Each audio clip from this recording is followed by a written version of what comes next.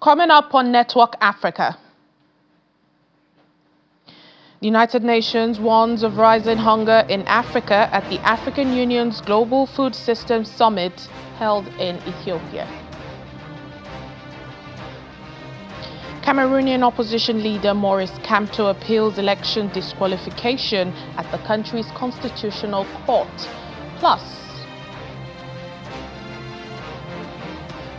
dozens of people arrested during fuel protests in Luanda, Angola.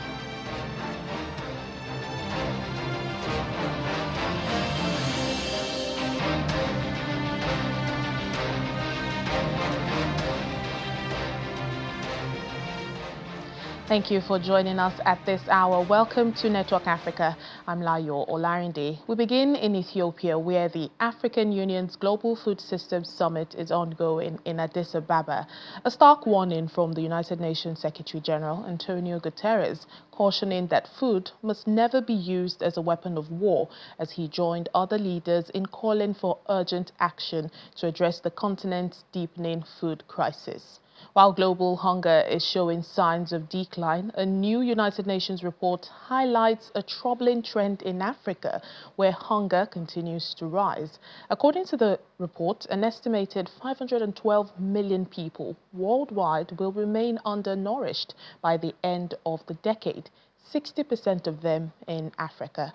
African Union Commission Chairperson Mahamoud Ali Youssef points to climate shocks, conflict and economic disruption as the key drivers of worsening food insecurity.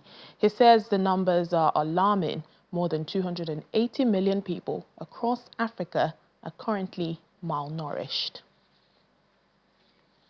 While leaders at the summit also emphasized the need for stronger investments in agriculture, climate resilience, and social protection systems to reverse this trend. Without swift, coordinated efforts, they warn the continent risks becoming home to half of the world's undernourished population within the next 5 years. Maximo Torero is the chief economist at the Food and Agriculture Organization of the United Nations. He says Africa is facing significant challenges with several key drivers, and the first of all being conflict that is affecting many countries. This year, the SOFI brings important results in terms of the situation in terms of food security in the world. First, the number of hungry people has reduced. We're talking of 673 million people in hunger in 2024. Second, access to healthy diets is improved slightly to 2.6 billion people that cannot afford a healthy diet, the minimum cost healthy diet. Now, if we project the number of hungry people to 2030, we will be in 512 million people in hunger by 2030. Now, this number also captures heterogeneity across regions. From these 512 million in 2030, 60% of those will be in Africa, which means that Africa has been deteriorated in terms of hunger, while Latin America, especially South America, has been improving, and Asia, especially in South Asia, driven by India, has been significantly improving. In the case of Africa, where we are facing significant challenge because the numbers of hungry people are increasing, the situation is not where it should be because of several drivers and the key drivers. No? The first one of all is conflict.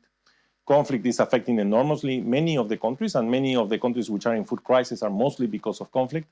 But also we have the macroeconomic issues, the slowdowns and downturns, which is affecting those economies, which are already highly indebted, and it's very difficult for them to cover the food import bill, which explains why they are not able to have the levels of minimum calories that they need to be able to move out of hunger. But also we have climate. No? And climate, although it's affecting the whole world, of course it affects more the most vulnerable. And as world leaders gather in Addis Ababa, Ethiopia, for the second United Nations Food Systems Summit stock stake, the International Fund for Agriculture Development, IFAD, and its partners released the State of Food Security and Nutrition in the World 2025 report. The new report takes stock of persistent pressures on access to food in recent years, with food price inflation emerging as a major concern since the year 2021.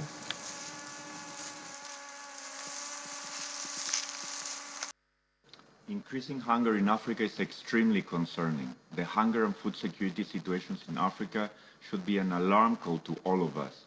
20% of the population are undernourished, and 59% of the population are food insecure. These figures are more than double than the global averages. But poorer households, particularly those living in rural areas, spend a larger share of their income on food purchased from markets, rather than relying mostly on their own production. Therefore, even modest price increases are very disruptive to their consumption patterns. Nutritious food items that constitute a healthy diet tend to be the most expensive ones due to their higher perishability. Well, joining us now for more discussions on this is Akin Labib, the founder, Corporate Farmers. Thank you so much for joining us on Network Africa.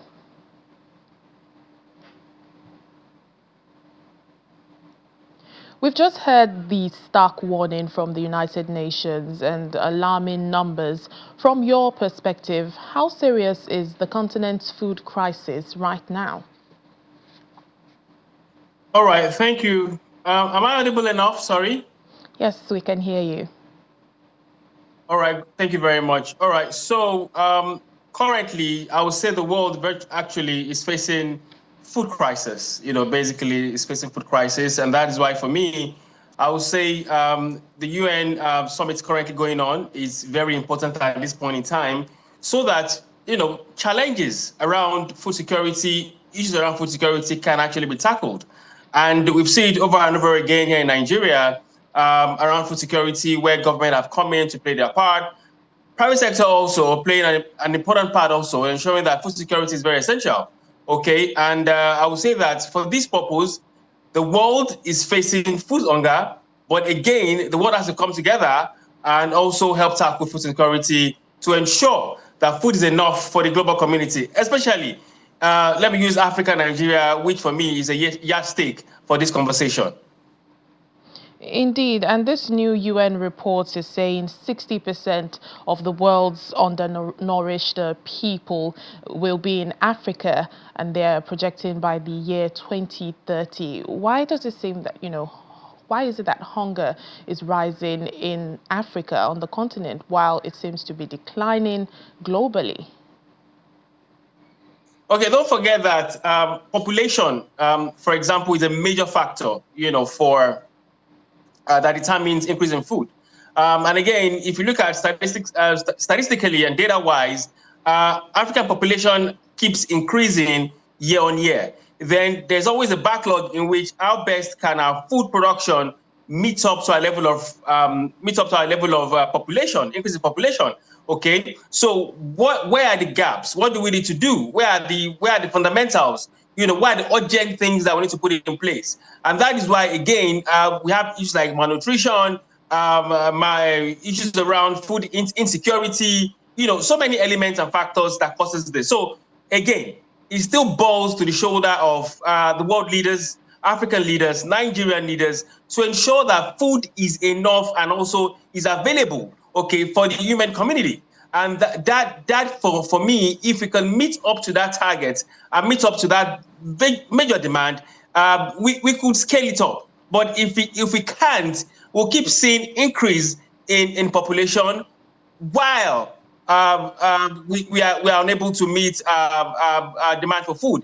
And thereabouts, we still have a lot of gaps, huge gap in malnutrition. We still have huge gap in food insecurity. And we also must consider that Africa at this moment need a lot of funding to help upscale its food productivity. And these are the major gaps that I see personally around this. But if we're able to meet up to this, definitely we'll upscale and we'll rise above level. But don't forget again that food security is essential. And for Africa, our leaders need to hold the bull by the horn to face these major challenges, called malnutrition, called food insecurity, to enable us, for the future ahead. Indeed, and in talking about gaps, they've also cited top drivers, conflict, climate shocks, economic instability. We've seen food price inflation. In your view, which of these, is having the most immediate impact on African farmers, and how can it be, tackled? All right. So if you look at, for example, Nigeria as a whole, which is my own center point, over the years, we've had issues around insecurity on our farmlands, and we've had a couple of farmers at a crisis. We've had issues around, I'll call it banditry around farmlands across different states. these, for example, are major factors causing food insecurity. Okay, Nigeria is a yardstick, even some other West African countries. But as I keep saying, these challenges are man-made. That's one part. Now, let's look at the other angle where we have climate factors, what I call basically sometimes acts of God, okay, where sometimes you have heavy rains, flood, disaster, typhoon, and the likes. Those are kind of man-made disaster. Those cannot be controlled, to some extent, but can be managed, okay? But if we can look, in forecast and say, look, let's tackle insecurity that affects our food. This has to do with a lot of forces. For example, it has to be a lot of bringing together both security arms of government, private sector collaboration, a lot of funding, security architecture has to be put in place to ensure that we're able to, fight all these forces causing food insecurity on our farmlands, which is a major issue, within the Nigerian farming community. Now, if you look at again other climate factors, now that again needs a lot of education among our farmers. Okay, we've had issues around floods in several states in the country. How can we begin to educate our farmers and say, look, we're going to have every downfall this year? How do we prevent our food loss? How do we mitigate against this loss? Do we have proper insurance in agricultural insurance in place? These kind of fundamental are also very important to educate our farmers when it comes to climate factors and climate risk or climate challenges that affect food insecurity in the country. But while again, when these two forces are bring together, it's all dependent on us as human, governments also as a parastater, and also private sector. Education is important. Educate our farmers. More knowledge needs to be put, in ensuring that farmers get more knowledge on food security, on food as it is, and also ensuring that we have proper security architectures that can protect our farmers when we have issues around insecurity, bandit attack on our farmlands, which I feel that we need to tackle we need to tackle it heads on. Because without that, we'll still be struggling with food insecurity among states in the country. All right, then. Thank you so much, Akin Alabi, founder, Corporate Farmers. Thank you for speaking to us on the program. Thank you very much. And in finding solutions to food insecurity in the country, 87 farmers in Lagos State have received agricultural grants amounting to 11.4 million naira under the 2025 Agricultural Support Program of the Renewed Hope Initiative, spearheaded by the federal government. Wife of the Lagos State Governor, Dr. Ibijoke Sanwo-Olu, who presented the checks to the beneficiaries, says the 4 component of the Renewed Hope Initiative being launched across Nigeria's 36 states is aimed at reawakening the consciousness of women and youth to see agriculture as a viable and sustainable means of livelihood. Farmers. It's the official launch of the 2025 Agricultural Support Program in Lagos State under the Renewed Hope Initiative of the First Lady of Nigeria, Mrs. Oluremi Tinubu, to address food security in the country. Students from 24 schools, selected farmers in Lagos State under the Young Farmers Club, Youth Agricultural Support Program, Women Agriculture Support Program, and Every Home a Garden initiative converge on the Lagos House, Alausa, Ikeja, to benefit from the empowerment scheme. 87 of them involved in crops, poultry, fish farming, cassava processing, among others, will be supported with farm inputs. We have seen millionaires emerge from empowerment programs across the state, and this will not be any different. Also, just know that you are contributing to the food security of Nigeria, and we appreciate you for taking this step towards ensuring that we reduce the pressure on our markets, we reduce the pressure also on the infrastructure surrounding markets. Building the next generation of agripreneurs is one that the government is passionate about, and experienced farmers in the House urge the youth to embrace agriculture as a profession. The black hole is fading off. We're talking of gas now. But there is something that can never fade, and that is agricultural produce.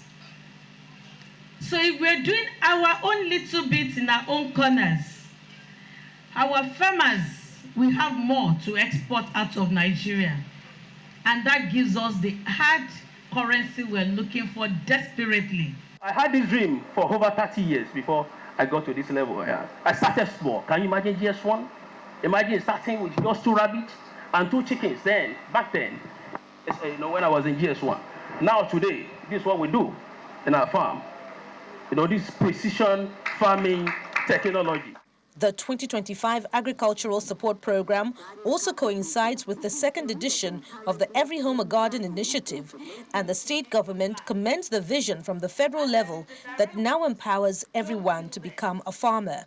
This program is yet another strong indication that leadership with purpose leads to real transformation. We applaud the success of the Every Home a Garden initiative. To our dear beneficiary, this is your moment. What you have received today is a seed. Please plant it with care.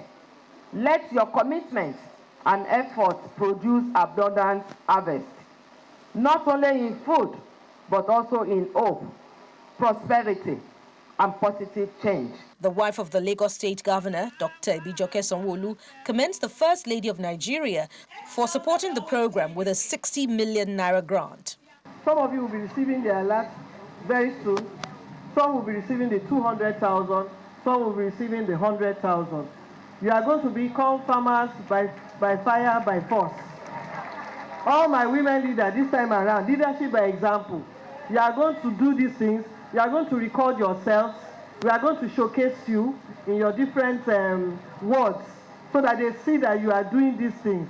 27 beneficiaries in the youth and women categories received 200,000 naira each, along with essential farming inputs, while 60 farmers drawn from the state senatorial districts received 100,000 naira each under the Every Home a Garden 2.0 scheme, all geared towards boosting food production in Lagos State and in the country at large.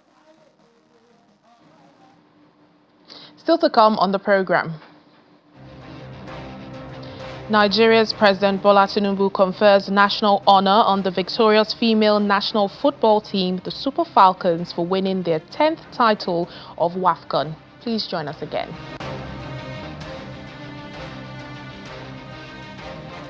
Welcome back to the program. Cameroonian opposition leader Maurice Kamto is challenging his disqualification from October's presidential election, filing an appeal with the country's Constitutional Council. Last week, Mr. Kamto, who was runner-up to incumbent Paul Biya back in 2018, was barred from this year's election by Cameroon's electoral oversight body, ELECAM. ELECAM cited the fact that Manidem, the party he represents, had already submitted a candidate for the 2025 vote. Well, Mr. Kamto is widely seen as the main challenger to 92-year-old President Paul Biya, the world's oldest serving head of state, who has ruled Cameroon since 1982. Well, police in Angola say 4 people have been killed and 500 others have been arrested after demonstrations in the capital, Luanda. What began as a 3-day strike by taxi drivers against rising petrol prices has escalated into one of the most widespread and disruptive waves of protest the country has seen in recent years. Thousands of people joined demonstrations in the capital on Monday that saw roads blocked, shops looted, cars destroyed, as well as clashes between demonstrators and police. Pockets of protest also continued today on Tuesday, along with further clashes with police and more looting of shops.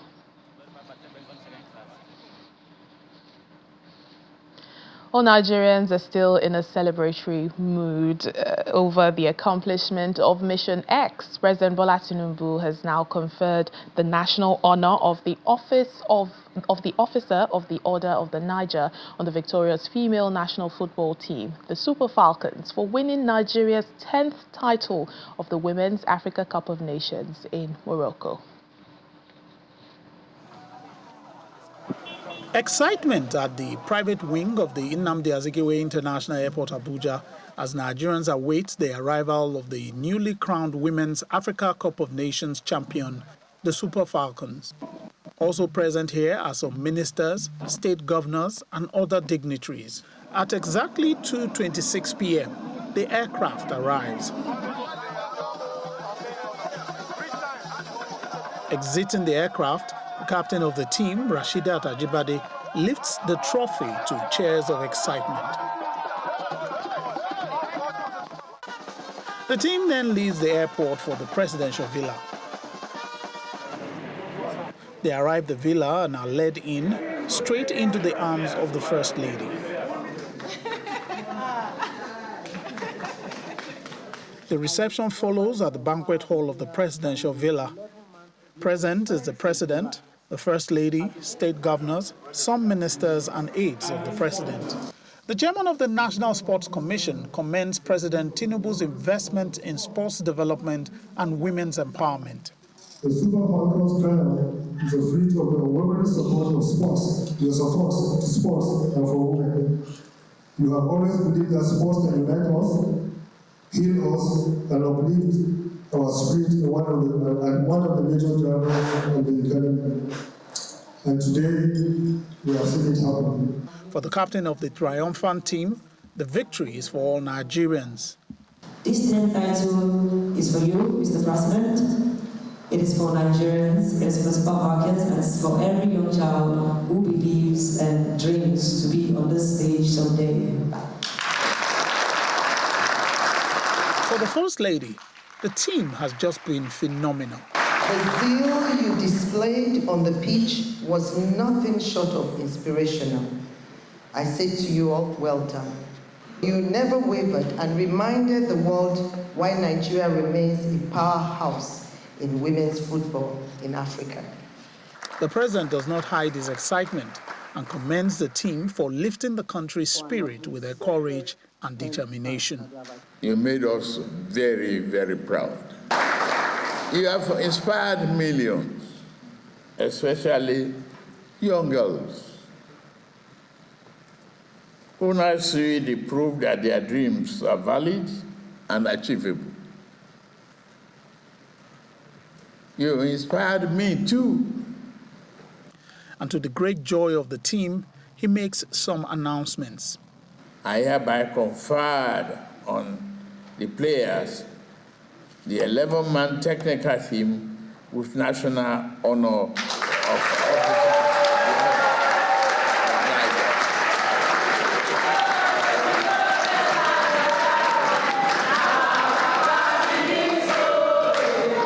The president also approved the cash award of the Naira equivalent of $100,000 to each of the 24 players and $50,000 equivalent to each technical team member. The chairman of the Nigerian Governors Forum, Governor Abdulrahman Abdulrazak, also announced a donation of 10 million naira for each of the players and technical team member on behalf of the 36 governors. The captain of the team presents a trophy to the president. They also have a handshake with the president and the first lady, followed by a group picture. As these young ladies live here, they live as champions who have felt and heard the gratitude of a grateful president and a grateful nation. And they've made a promise that the next time they hope to be here with the World Cup. From the Presidential Villa, Lanre Lasisi, Channels Television News. Well, Nigeria continues its winning streak, amassing over 100 medals at the 14th African Arm Wrestling Championship in Abuja. Emerging as the standout performer, several representing athletes won 28 gold, 35 silver and 38 bronze across both left-hand and right-hand events, while more than 20 African countries competed on the final day of the competition. The championship is cool, it's going smoothly, it's moving smoothly. Just for the referees, just have some problems with referees.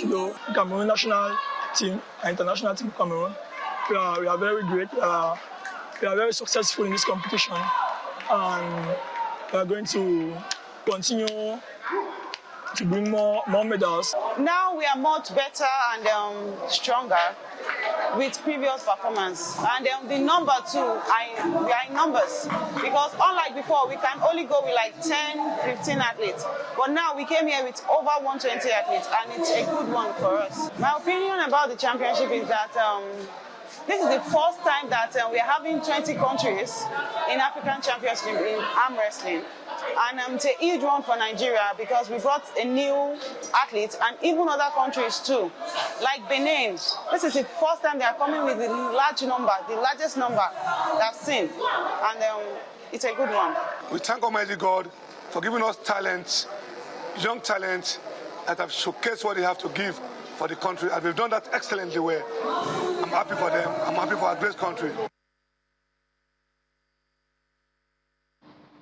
And as we end the program today, here's our fun fact about Africa for today. Did you know that the continent's size is the second largest in the world, covering over 30 million kilometers square? The largest city is Cairo in Egypt. As of the year 2024, the population of Greater Cairo was over 22 million. The largest country by area is Algeria with 2,381,741 kilometers square, and it's in North Africa.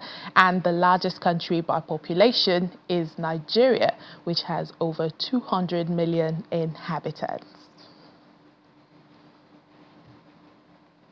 Well, that's all we have for you on Network Africa for today. Thank you so much for watching. I'm Layo Olarinde.